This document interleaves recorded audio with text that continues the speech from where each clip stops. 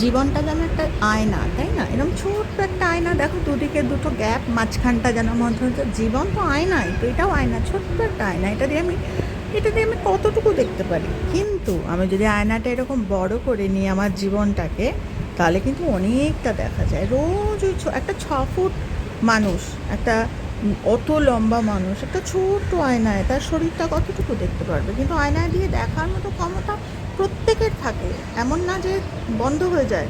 সে 6 foot মানুষটা ওই ছোট্ট জীবনের আয়না দিয়ে জীবনটাকে দেখছে, মানুষকে এটা বলছে সেটা বলছে, ব্যথা দিচ্ছে। অথচ একটু যদি আয়নাটা বড় করে নিতে পারে, তাহলে কত সুন্দর জীবনটা।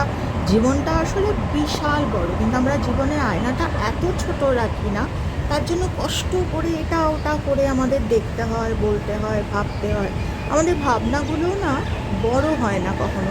আমরা বাচ্চাদের ওপর বিশ্বাস করতে পারি না, ওরে পড় রে।